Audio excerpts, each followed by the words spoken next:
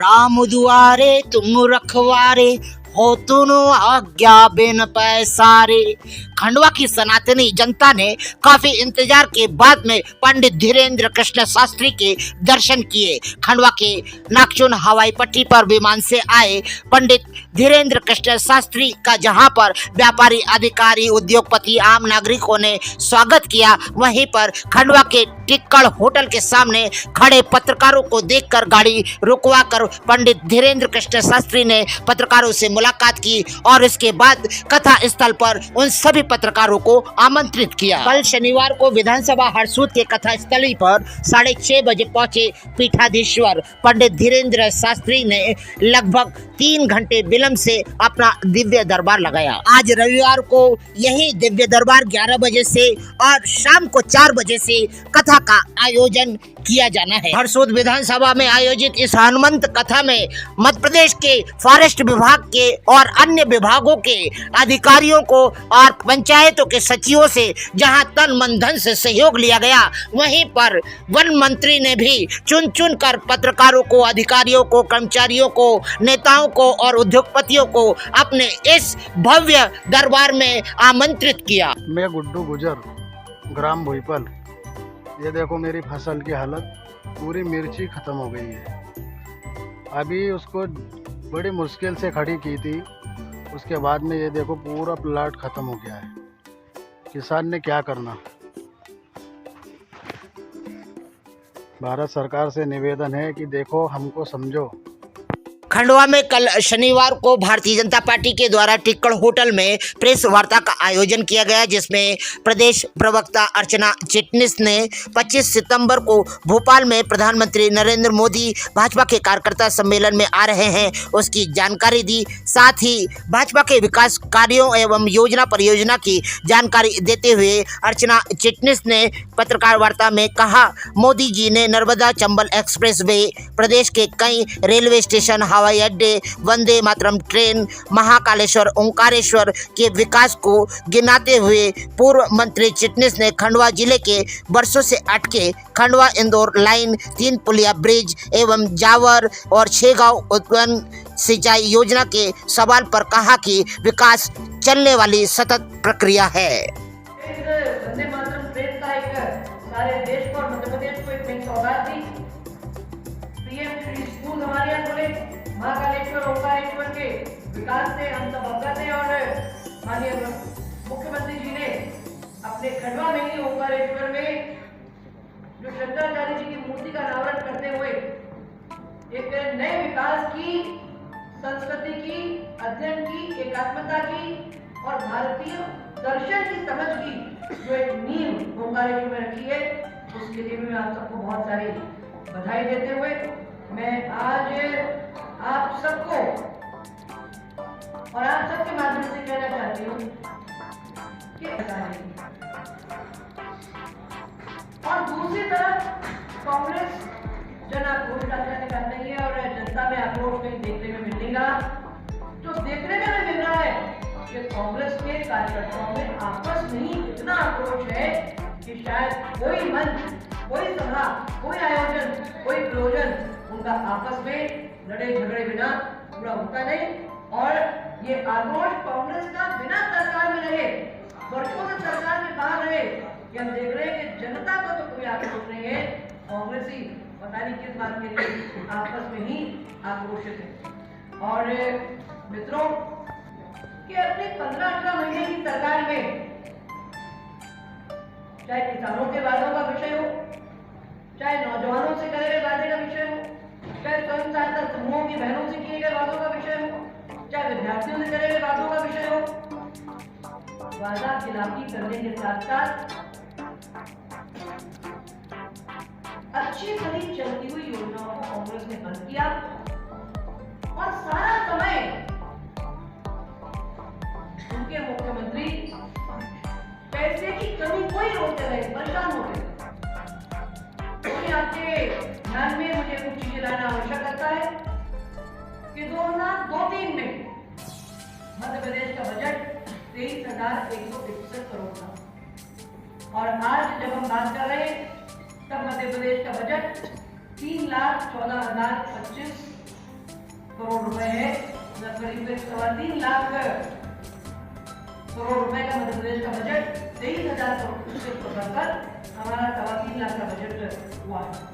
हमारी आर्थिक वृद्धि की दर जो 4.43% थी वो बढ़कर 16.43% हुई है। और आप सबको भी जानकर निश्चित तौर पर प्रसन्नता ही होगी कि मध्य प्रदेश का जीडीपी तो बड़ा ही बड़ा, पर साथ में प्रति व्यक्ति आय तो 2001-2 में 11,718 करोड़ थी, वो बढ़कर 1,40,583 करोड़ रुपए हुई है। मतलब 11,780 प्रति व्यक्ति आय थी, वो बढ़कर 1,40,583 रुपए प्रति व्यक्ति आय मित्रों हुई। कैसे सुनाए हाल तुम्हें जनता जनार्दन, भज दो यदि आप तो बन जाता वो भजन। खंडवा ही नहीं, मध्य प्रदेश के हर कोने में, हर हिस्से में वर्तमान में भारतीय जनता पार्टी सरकार का विरोध हो रहा है, धरने हो रहे हैं, हड़ताल हो रही है। यहाँ तक कि आक्रोश रैलियाँ तक निकाल दी गई हैं। पटवारी से लेकर, किसान से लेकर, शिक्षक से लेकर हर वर्ग का व्यक्ति परेशान है, मगर भारतीय जनता पार्टी अपने जन आशीर्वाद यात्रा निकालने में व्यस्त है। मुख्यमंत्री शिवराज सिंह चौहान को पूरी आशा है कि इस बार बनेगी फिर से भारतीय जनता पार्टी की सरकार। खंडवा के पुराने अनाज मंडी में तीसरे दिन शनिवार को भी संयुक्त कृषक संगठन के पदाधिकारी एवं किसान धरने पर बैठे रहे। तीसरे दिन खालवा तहसील के किसानों ने धरने का समर्थन किया। जिला अध्यक्ष नरेंद्र पटेल ने बताया कि जिला प्रशासन द्वारा तत्काल सर्वे कराकर रिपोर्ट शासन को सौंपी जाए ताकि आचार संहिता से पहले किसानों को राहत राशि मिल सके। धरना स्थल पर जिला उपाध्यक्ष सुरजीत सिंह, खालवा तहसील अध्यक्ष मुकेश मालवी, खंडवा तहसील अध्यक्ष रविंद्र पाटीदार, नीलेश पटेल, मुकेश पटेल, जयपाल सिंह, विवेक गुप्ता, रुपेश पटेल, राजेंद्र सिंह, राजाराम पटेल उपस्थित रहे। पुराने अनाज मंडी में संयुक्त किसान मोर्चे के तत्वाधान में धरने पर बैठे किसानों से पत्रकार ने पूछा कि यह चुनावी समय में ही धरना प्रदर्शन क्यों, तो किसान और अध्यक्ष भड़क उठे। उनका कहना था कि अत्यधिक बारिश और सूखे की मार झेल रहा किसान केवल सरकार और शिवराज जी से राहत राशि चाहता है। हम किसी का विरोध करने के लिए नहीं, बल्कि अपनी परेशानियों का हल निकालने के लिए यह प्रदर्शन और धरना कर रहे हैं। धरने पर बैठा है, मुख्य कारण क्या है? हमारा यहाँ बैठने का मुख्य कारण है पिछले दिनों जो 45 दिन की बरसात की खेच हुई, जिसमें सोयाबीन, मक्का और कपास ये फसलों को नुकसान हुआ। इसी के संदर्भ में हमने 5 तारीख को एक ऐतिहासिक रैली निकालकर सरकार जगाओ किसान बचाओ अधिकार रैली निकाली और इस माध्यम से ज्ञापन दिया कि समय पर सर्वे हो और किसानों को राहत राशि मिले, मगर सरकार और प्रशासन नहीं जागा। उसके बाद 18 तारीख को हमने बैठक कर प्रशासन को, सरकार को चेताया, फिर एक ज्ञापन दिया हमने, फिर इनको अवगत कराया कि 2 दिन में अगर सर्वे नहीं चालू होते तो हम अनिश्चितकालीन धरना प्रदर्शन करेंगे। आज हम इस आक्रोश में बैठे हैं कि विगत 1 हफ्ते से केवल एक नाटक चल रहा है कि मुख्यमंत्री जी कह रहे हैं कि हमने निर्देश दे दिए। भाई आप निर्देश क्यों दे रहे हैं? आप आदेश दीजिए ना कि जो आपके पास मशीनरी है जमीन स्तर पर जाए और सर्वे करे। केवल इनकी मशीनरी गांव-गांव जा रही है, किसानों को ये बता रहे कि जलभराव के खेत बताओ। आप बताइए 1 हफ्ते बाद क्या इनको जलभराव के खेत दिखेंगे? जो फसलें क्षतिग्रस्त है उनका जमीनी सर्वे किया जाए, गांव में पटवारी हल्का नंबर डाल के पंचनामा बनाया जाए और जो जिम्मेदार अधिकारी है वो अपनी सील लगाकर साइन लग करके एक पंचनामे की कापी पंचायत में छपवा करे, एक किसान संगठन के कार्यकर्ताओं को दे और प्रशासन को अवगत कराए और जो क्षतिपूर्ति आती है उसकी राहत राशि जारी करे और किसानों को 100% फसल बीमा की कार्रवाई करके दे। नरेंद्र भाई, शासन द्वारा यदि अभी सुनवाई नहीं होती तो फिर आप लोग क्या करेंगे? अगर शासन हमारी सुनवाई नहीं करता है तो अभी तो हम सांकेतिक धरने पे बैठे हैं। जब तक हम शांत है आराम से बैठे रहेंगे, फिर ग्रामीण क्षेत्र से हमारे बच्चे, महिला सब आकर शहर की जो व्यवस्था सुधर सकती है सुधारेंगे, जो बिगड़ सकती है बिगाड़ेंगे। नहीं, क्योंकि आप लोग काफ़ी दिनों से अभी बीच में आप लोगों ने 2000 ट्रैक्टर के करीब रैली निकाली थी, बहुत लंबी रैली थी।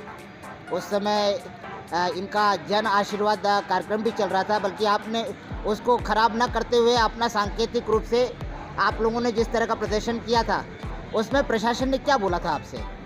प्रशासन ने अवगत करा था कि भाई हम शासन को अवगत कराते हैं और जो आदेश करेंगे उस पर कार्रवाई करेंगे, मगर हमारे मुख्यमंत्री जी तो अभी अपनी यात्राओं से ही फ्री नहीं हो रहे हैं।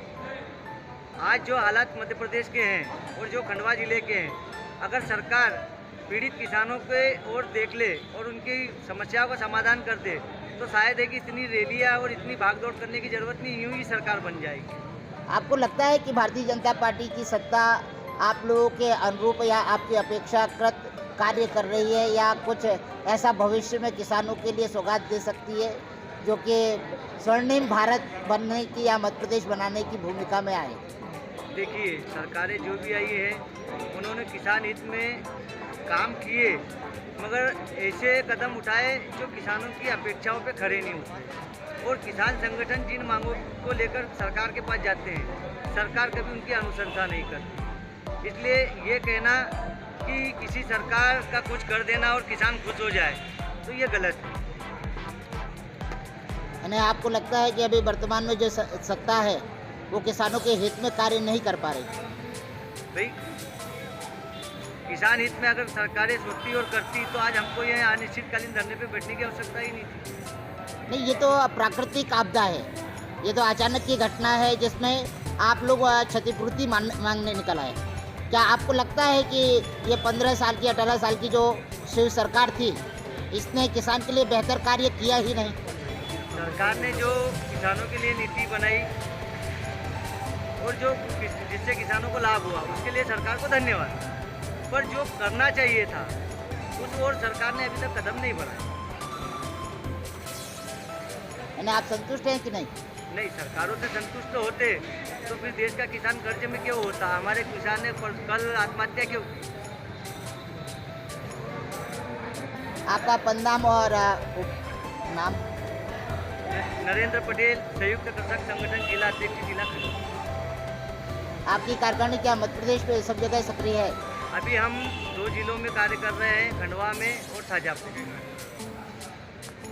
खंडवा के संजय नगर जैन कुएं के रहवासियों ने इस बार कल्लू मारवाड़ी की स्मृति में टंटिया मामा भील की झांकी बनाने का निर्णय लिया है, जिसका नेतृत्व भाजपा के शिवादास पटेल, रितेश गोयल, मुकेश तन्वे, राम दांगोरे करेंगे।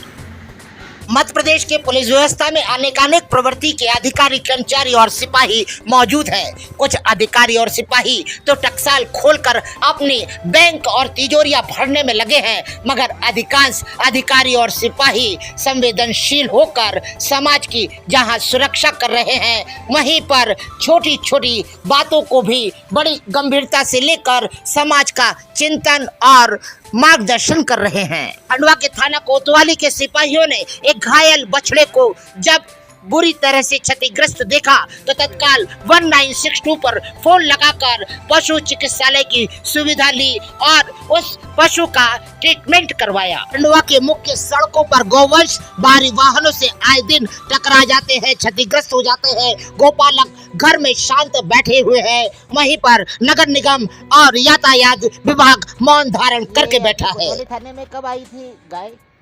तो 2-4-8 दिन से घूम रही है, वो तो घायल मतलब पैर में लगा हुआ था। तो आप लोग कहाँ मिल गई? बस आते जाते हम देखा करते, उसको तकलीफ बहुत थी तो इसलिए हमने 19 ये जो पशु चिकित्सालय की गाड़ी उनको कॉल कर दिया। 1962 पे आपने हाँ, 1962। यानी इधर एक तरफ ओंकारेश्वर में मानवतावाद की सुरक्षा की जा रही है, इधर गाय की भी। चलिए, बहुत अच्छी बात है ये तो। आदरणीय डॉक्टर साहब, ये पशु जो अभी घायल अवस्था में आपने इलाज करा इसका, क्या है, क्या इसको क्या हुआ है? इसके पाँव में मतलब ऐसा लग रहा है कि इसका एक्सीडेंट हुआ है वैसे इसका पूरा निकल गया है और वहाँ पे घाव बहुत ज़्यादा है, इसमें मैगट्स वगैरह भी हो गए कीड़े, तो जिसका अभी साफ़ करके उसको बैंडेजिंग कर दी है।